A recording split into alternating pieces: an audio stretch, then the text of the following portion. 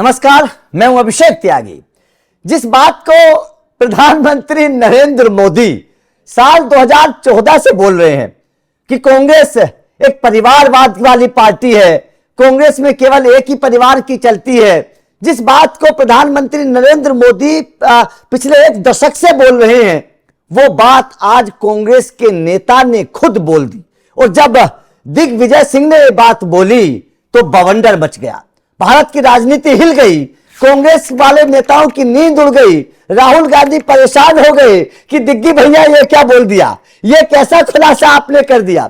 क्योंकि दिग्विजय सिंह ने जब एक तस्वीर को शेयर करके एक मैसेज लिखा सोशल मीडिया पर, और उस मैसेज में जो संकेत दिग्विजय सिंह ने देने की कोशिश की है, जाहिर तौर पर यह समझना आज बेहद जरूरी है। आज हिंदुस्तान के हर इंसान को यह बात समझनी जरूरी है कि कांग्रेस पार्टी को लेकर जो बात पिछले एक दशक से कही जा रही है वो आज सच साबित हो गई, क्योंकि खुद उनके नेता इस बात को सच बताने में लगे हुए हैं। अब दिग्विजय सिंह ने क्या कहा, यह थोड़ा समझना बेहद जरूरी है, गहनता से इसका अध्ययन करना जरूरी है। क्योंकि इस बात को जब लिखा दिग्विजय सिंह ने तो उन्होंने इंडियन नेशनल कांग्रेस, उसके बाद में खड़गे, राहुल गांधी, प्रियंका गांधी, जयराम रमेश और नरेंद्र मोदी जी को टैग किया। बाकायदा इस बात को लिखते हुए, इस मैसेज को लिखते हुए दिग्विजय सिंह ने इन सब लोगों को टैग किया है। तो इसका मतलब साफ है कि दिग्विजय सिंह ये संकेत देना चाहते थे राहुल गांधी को,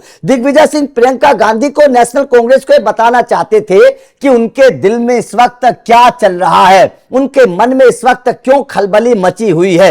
अब समझिए दरअसल दिग्विजय सिंह ने क्या कहा, ये समझिए, उसके बाद में आपको हकीकत बताऊंगा। दरअसल दिग्विजय सिंह ने एक तस्वीर शेयर की। इस तस्वीर में लाल कृष्ण आडवाणी कुर्सी पर बैठे हैं और उनके पैरों के पास प्रधानमंत्री नरेंद्र मोदी बैठे हैं। इस तस्वीर को कैप्शन में दिग्विजय सिंह ने लिखा कि यह आरएसएस और भाजपा की संगठन शक्ति का उदाहरण है।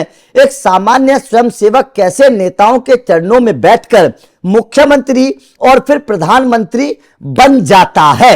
यह बात दिग्विजय सिंह ने कही है। अब दिग्विजय सिंह की इस बात को अगर समझा जाए तो मतलब साफ है कि पिछले एक दशक से यह आवाज कांग्रेस में उठ रही है कि कांग्रेस पार्टी नेताओं को आगे आने नहीं देती, कांग्रेस पार्टी नेताओं को दबाती है, पीछे रखती है। केवल राहुल गांधी के चेहरे पर कांग्रेस पार्टी चुनाव लड़ती है और उसका नतीजा यह होता है कि राज्य दर राज्य कांग्रेस पार्टी पिछड़ती जा रही है, कांग्रेस की जमीन खत्म होती जा रही है। यही बात दिग्विजय सिंह कहने की कोशिश कर रहे हैं कि एक चरणों में बैठने वाला नेता किस तरीके से प्रधानमंत्री और मुख्यमंत्री बन सकता है, यह बात आप समझिए। मतलब साफ है, दिग्विजय सिंह ये कहने की कोशिश कर रहे हैं कांग्रेस से, राहुल गांधी, प्रियंका गांधी को यह समझाने की कोशिश कर रहे हैं कि जिस तरीके से आरएसएस ने प्रधानमंत्री नरेंद्र मोदी को प्रधानमंत्री बना दिया, उसी तरीके से कांग्रेस को भी काम करना चाहिए, कांग्रेस को भी एक कार्यकर्ता को मौका देना चाहिए, कांग्रेस को भी बदलाव करना चाहिए, कांग्रेस को भी परिवारवाद से आगे निकलकर अपने फैसले लेने चाहिए। लेकिन दिग्विजय सिंह की इस बात का बवंडर मच गया। दिग्विजय सिंह को बाद में आकर सफाई देनी पड़ी कि मैं आलोचना करता हूं केंद्र सरकार की, मोदी सरकार के फैसलों की मैं आलोचना भी करता हूं। संगठन की तारीफ की है और मैं आरएसएस का और मोदी जी का, उनकी नीतियों का घोर विरोधी था, हूँ और रहूंगा। कांग्रेस संगठन में किस सुधार की जरूरत है? कांग्रेस में कैसे सुधार की जरूरत है? विकेंद्रीकरण होना चाहिए। किसने कहा आपको? आप डिसेंट्रलाइजेशन की बात किसने करें, कहा? आपने संगठन को लेकर सवाल उठाए। ऐसी बात आपने भी तो संगठन को लेकर काफी सारे सवाल उठाए। आपने कहा राहुल गांधी को कन्विंस करना मुश्किल है।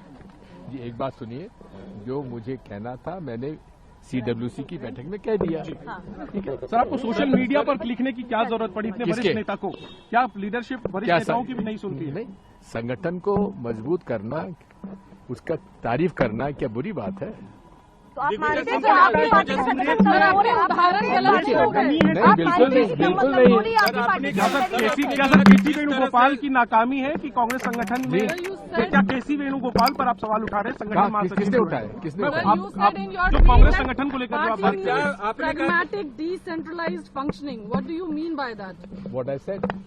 So when you say decentralization, what sort of decentralization are you looking? Because in this vast country, if you see my tenure as chief minister, if you see my tenure as a PCC president, I have functioned only through a decentralized manner. लेकिन उन्होंने साफ तौर पर जो पहले message किया, अब उसका संकेत साफ तौर पर मिल रहा है, क्योंकि ये कोई पहला मामला नहीं है जब कांग्रेस के नेता बीजेपी का गुणगान कर रहे हैं। आप पहले से गिनते चले आइएगा। ज्योतिरादित्य सिंधिया बीजेपी में शामिल हो गए, इससे पहले आप शशि थरूर की बात कर लीजिए, किस तरीके से वो बीजेपी के इस वक्त बातें कर रहे हैं, माहौल कैसे बदलता हुआ नजर आ रहा है। अब दिग्गी राजा भी जिस तरीके की बयानबाजी कर रहे हैं, जिस तरीके का मैसेज वो दे रहे हैं, तो ये साफ तौर पर एक बहुत बड़ा सवाल खड़ा होता है। और अब से पहले प्रणब मुखर्जी जो कांग्रेस के दिग्गज नेता थे, और यह कहा जा रहा था कि प्रणब मुखर्जी प्रधानमंत्री पद के प्रमुख उम्मीदवार थे उस वक्त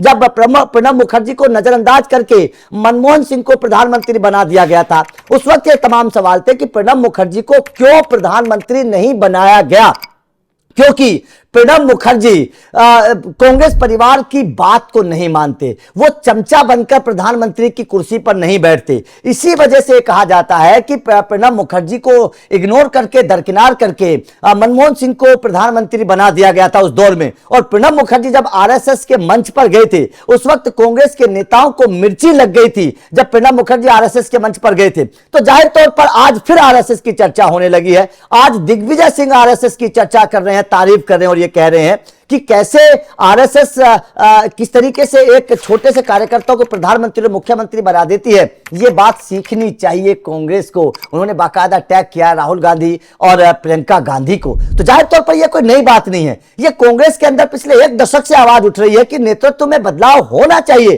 कांग्रेस के कई दिग्गज नेता इस बात को कह चुके हैं कि कांग्रेस के मतलब केंद्रीय नेतृत्व में बदलाव होना चाहिए। राहुल गांधी के अलावा किसी दूसरे चेहरे के ऊपर चुनाव लड़ा जा सकता है, लेकिन कांग्रेस ऐसी परिवारवाद की उलझन में उलझी हुई है कि राहुल गांधी से आगे क्या सोच ही नहीं पा रही है। और आज दिग्विजय सिंह के जब इस मैसेज को दुनिया ने पढ़ा, भारत ने पढ़ा, तो जाहिर तौर पर हर कोई ये समझ बैठा है कि अब कांग्रेस के अंदर फूट पड़ गई है। जिस कांग्रेस की बात की जाती थी वो कांग्रेस अब टूटने लगी है, क्योंकि एक एक करके नेता अपने मन की बात जब बाहर निकाल रहे हैं तो मतलब साफ समझ आ रहा है कि कांग्रेस अंदर से खोखली हो चुकी है। जो कांग्रेस, जो राहुल गांधी, जो प्रियंका गांधी बाहर आकर जनता के बीच में बोलते हैं, बड़ी बड़ी बातें करते हैं, हकीकत तो यह है कि कांग्रेस अंदर से पूरी तरीके से आज खोखली हो चुकी है। क्योंकि एक के बाद एक कई नेता कांग्रेस के नेतृत्व से नाराज हैं, राहुल गांधी के नेतृत्व से नाराज हैं,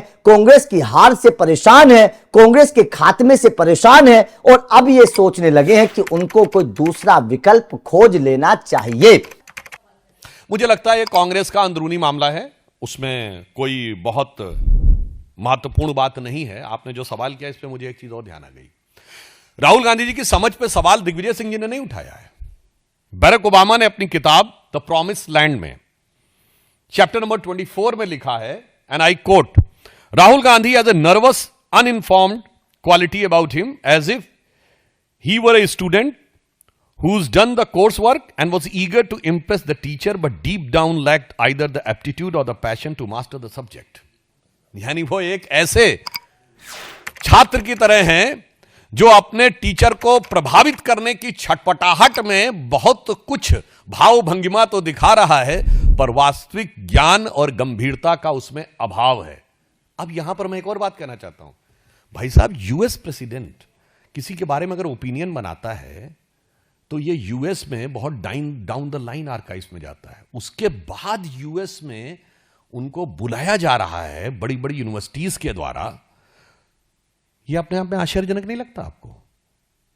मतलब ये तो अमेरिकन सिस्टम के लिए मैं पूछना चाहता हूं, उनके लिए एक फूड फॉर थॉट है मेरा, and I want to put for a food for thought for American establishment. If your president has this type of opinion about a person, then how he can be allowed and how he was invited for Ivy League universities to give a objective view, and the view can be considered objective. This questions the objectivity and neutrality of the entire foreign visits of Rahul Gandhi. Digvijay Singh ने जिस तरीके से RSS की तारीफ की, ये भी चर्चाएं चलने लगी हैं कि क्या दिग्विजय सिंह बीजेपी में शामिल तो नहीं होने वाले हैं, क्या दिग्विजय सिंह कांग्रेस का दामन छोड़ने वाले तो नहीं है। जिस तरीके से, क्योंकि मध्य प्रदेश में पहले काम हो चुका है। ज्योतिरादित्य सिंधिया एक दौर में राहुल गांधी के बड़े अच्छे करीबी थे, दोस्त थे, उनके घर आना जाना था, बड़ी अच्छी जोड़ी थी ज्योतिरादित्य सिंधिया और राहुल गांधी की। आप पुरानी तस्वीरों को देखेंगे तो आपको अंदाजा लग जाएगा। संसद में जब दोनों बैठते थे तो एक अलग अंदाज नजर आता था। लेकिन केवल कांग्रेस के नेतृत्व की ही ये देन है कि ज्योतिरादित्य जैसा सिंधिया जैसा नौजवान एक लीडर वो कांग्रेस ने खो दिया और ज्योतिरादित्य सिंधिया कांग्रेस का दामन छोड़कर बीजेपी में शामिल हो गए। और आज वही ज्योतिरादित्य सिंधिया बीजेपी की तारीफ करते हैं। और दिग्विजय सिंह भी मध्य प्रदेश से आते हैं, पुराने सीएम रह चुके हैं, तो हो सकता है कि माहौल बदलने वाला हो और मध्य प्रदेश का एक और बड़ा नेता, कांग्रेस का बड़ा नेता आरएसएस की तारीफ करके ये जताना चाहता हो कि अब कांग्रेस में कुछ नहीं बचा है, अब आरएसएस का दामन थामना ही भविष्य है, आरएसएस का दामन थामना ही बेहतर है। क्योंकि ना तो कांग्रेस की वो विचारधारा है, ना कांग्रेस के पास वो लोग हैं, ना कांग्रेस के पास इस तरीके की मतलब कह सकते हैं कि जनाधार है कि अब कांग्रेस का दामन पकड़ा जा सके। इस मामले को लेकर जो दिग्विजय सिंह का पूरा मामला है, गौरव बल्लभ ने क्या कहा, जरा चलते चलते सुन जाइए और इस वीडियो पर अपनी राय जरूर दीजिएगा कि क्या आपको लगता है कि इस वक्त कांग्रेस अंदर से खोखली हो चुकी है और टूट चुकी है। कमेंट करके बताइए और गौरव बल्लभ का बयान सुनते जाइए। देखिए, दिग्विजय जी कह रहे हैं कि कांग्रेस पार्टी आज एक फैमिली ओन्ड कंपनी बन चुकी है, जहां पर एक ही व्यक्ति एक ही परिवार में अगर जन्म लेगा तो उसे ही कांग्रेस में सारे अधिकार लेने का अधिकार मिलेगा, वही सारे निर्णय ले सकता है अगर उस परिवार में उसका जन्म हुआ है तो।